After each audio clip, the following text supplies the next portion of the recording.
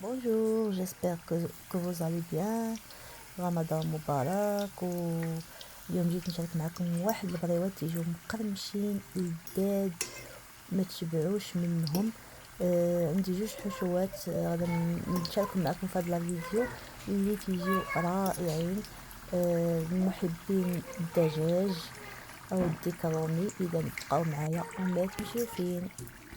هنا عندي تقريبا 1 كيلو الا ربع ديال البصله، وهنايا كيلو ديال لادان هاشي.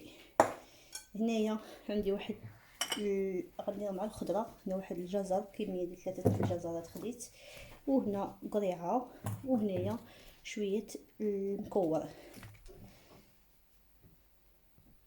هنا خديت الاله عندي انايا، ولا تاخذوا الاله العاديه اللي تحك الخضره في الراس الكبير وتحكوها.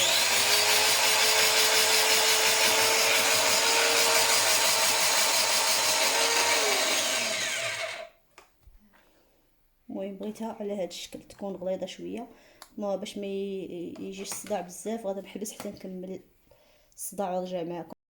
صافي هنايا حكيت الجزر عندي كامل في هاد الحكاكه الراس الغليظ، يعني انت اللي حكيتو في الحكاكه اليدويه ديروا الراس الغليظ.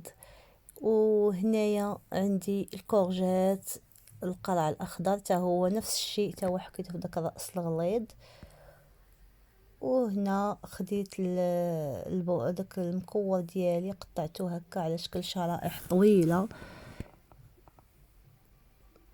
صافي الهدف ديالي يبقى بحال هكا، وهادو هما الخضر ديالي كاملين. هنايا عندي كيف ما قلت لكم الهاشي ديال اللداد، هنايا كيلو الا ربع ديال البصله، عندي لداد طريفات نسيت ما حطيتوش ما صورتوش. هنا التوابل، الكركم، الكمون، البزار، التحميره، سكينجبير، زيت الزيتون، والخضر اللي حكيت. هنايا الخلطه ديال القزبر والبقدونس والثوم وزيت الزيتون اللي غادي نشاركها معكم. اذا اول حاجه هنايا شديت واحد الكاسرول اللي كبيره، او المهم شي حاجه اللي غادي فيها، غنشد هاد القزبر والبقدونس اللي تنقادو مع الثوم وسميتو والزيت، والصراحه تينفعني بزاف. هنايا درت واحد الكميه، غنزيد هنايا واحد الكميه ديال زيت الزيتون، وغادي ندير الخضيره هي الاولى. هنا عندي الدجاج باش مزيان الخضيره متبقاش،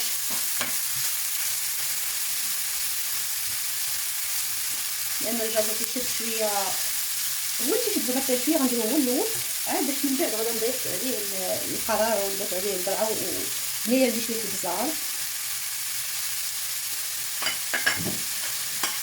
عندي شويه الفلفل احمر، الزنجبيل، وهنا غنضيف واحد شويه ديال الكركم. مبغيتش بغيت اللون زعما يبقى ما يتبدلش ليا اللون بزاف، واكيد ما غنساوش الملح.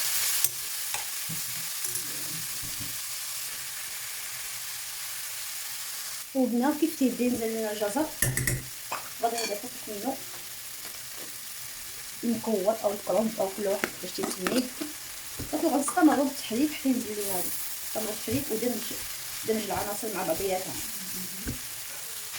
هنا غنضيف واحد الملعقه كبيره او ملعقتين من الماء فقط، وغنستمر بالتحريك. وفي هذه الاثناء غنضيف القرع ديالي، الكورجات، ونكمل الخليط تحريك بالماء. صافي هاد المرحله من بعد ما تشحطنا الخضره مزيان ونزلات، غادي نزولوها فوق النار، غنزولوها فوق النار، وغادي نديروها فشي صحن كبير بحال هكا.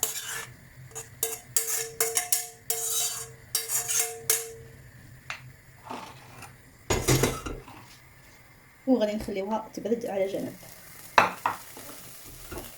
في نفس الكاسرول ما نغسلوها ما والو، غادي نديرو القليل من الخلطه ديالي ديال القزبر والبقدونس والثوم وزيت الزيتون. غنضيفو عليها صدور الدجاج اللي ديجا طحنته، ما طحنتوش بزاف، صافي ما طحنتوش الطريقه كيفاش، يعني خليته شويه بحال كيبان طريفات. غندير شويه الكركم، شويه الكمون، فلفل احمر، ابزار، الزنجبيل،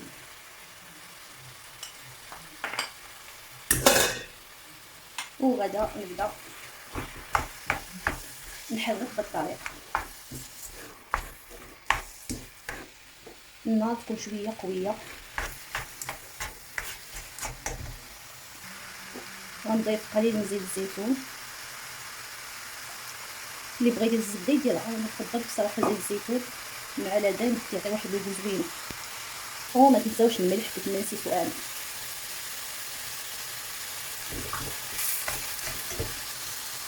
صافي هنايا في هذه المرحله غادي يكون طاب، ما غاديش نطيبوه بزاف باش لان لدان تيقساح. صافي هنا انا راه موجوده عندي لدان ديالي. وفي نفس الكاسرول غادي نضيفو شويه زيت الزيتون. هنايا غنضيفو الخلطه ديال القزبر والبقدونس، كاس واحد المعلقه كبيره. وغادي نضيفو الكيلو الثاني ديال اللدان اللي قطعتونا قطع مربعات جد صغيره. الكيلو الاول درتو حنتو، والكيلو الثاني خليتو على هذا الشكل.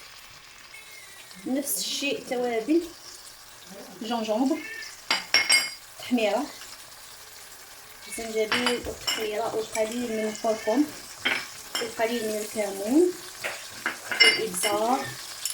وما غاداش ننسى الملح كما كندير ديما. وهنا الملح. وغادي نبقى كنحرك الخليط ديالي. صافي هنا كنبقى كنحرك باش دوك العناصر ديال التوابل كاملين كيدخلوا ليا في البسليه داك اللدان كامل. وكنشحروا على نار تكون قويه باش ما يقطعش يعني يطيب، و ميم طون يبقى رطب كتير. الا بغيتو يبقى رطب غسلوه مزيان ما تقطعوش مزيان باللحم. وملي تقطعوه مربعه ديروا عليه واحد الملعقه ديال زيت الزيتون، وخليوه لبسوه هذه مزيان، وخليوه واحد المده حتى يبغي تيجي تين. وهنايا غادي نضيف واحد شويه الخردل، اما هذا اما داك الخردل اللي كيكون فيه ديك الحبيبات كيجي طعمه زوين.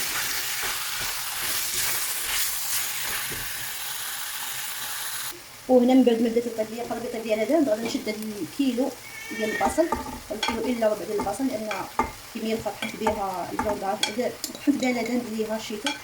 صافي وغادي نبدا نخلط حتى تنزل ليا البصله ديالي كامله متساجميه مع لدان.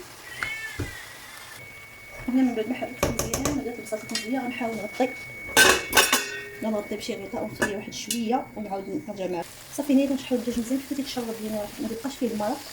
البصله تنزل وتتشرب مزيان، ما تبقاش فيه المرق ينشف. وغادي نحيدوه ونخليوه يبرد. وفي نفس لاكاسرول اللي درنا فيها كلشي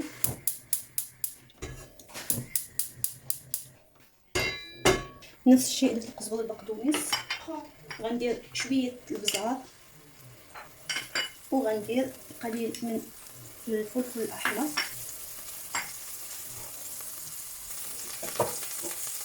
وغادي نضيف الشعريه ديالي، الشعريه الصينيه اللي درتها في الماء.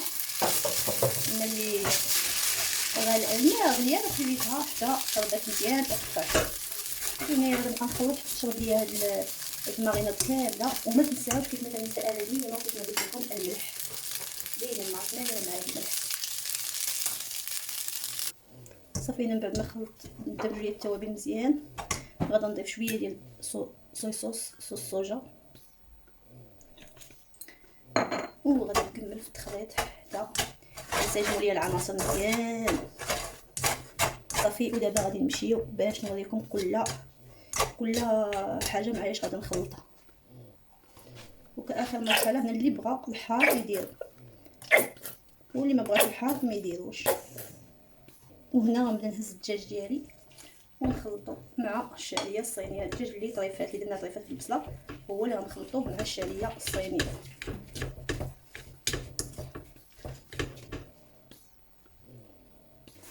صافي هنا غنخلط الدجاج ديالي مع الشعريه الصينيه حتى ينسجم ليا كلشي، ونخلي الخليط يبرد مزيان، وغادي نرجع باش نعمر انا وياكم البغيوات. وهنا الحشوه الثانيه اللي فيها الخضر غادي نخلطوا معاها الكفته ديالنا ديال لداد.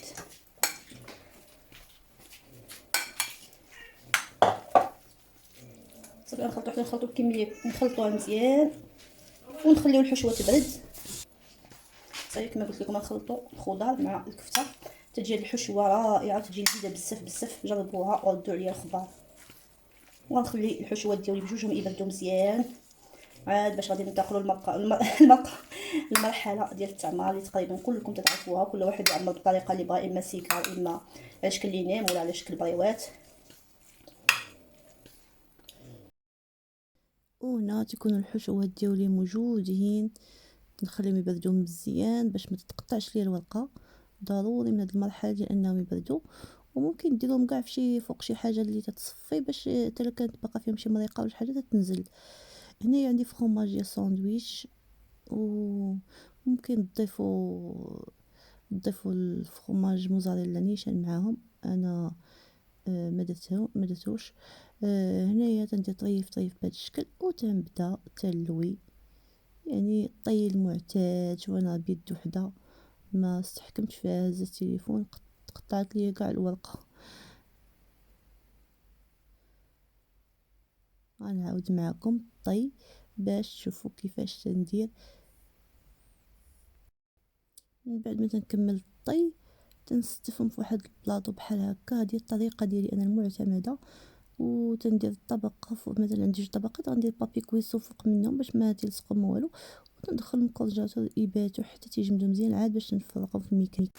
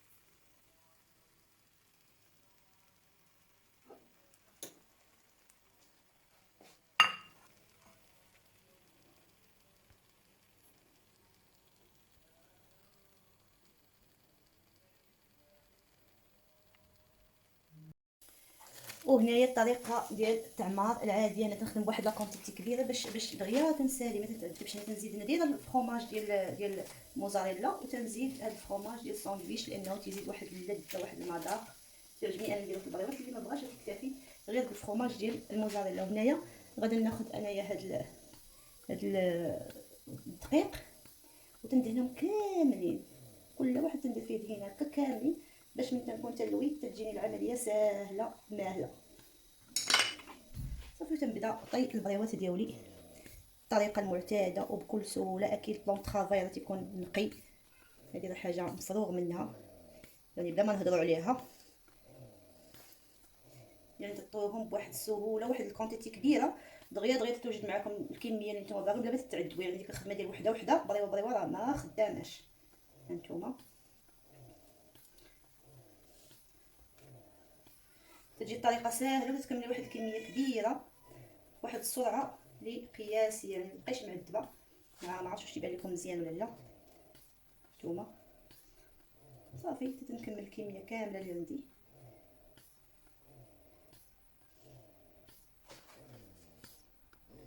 وهنا كيف ما شفتوا ها هما 7 البريوات قديتهم في مره واحده، يعني دغيا فيت في 6 البريوات في مره واحده. يعني تخرج واحد الكونتيتي كبيره بسرعه. يلا بقاو باش تشوفوا القرمشه.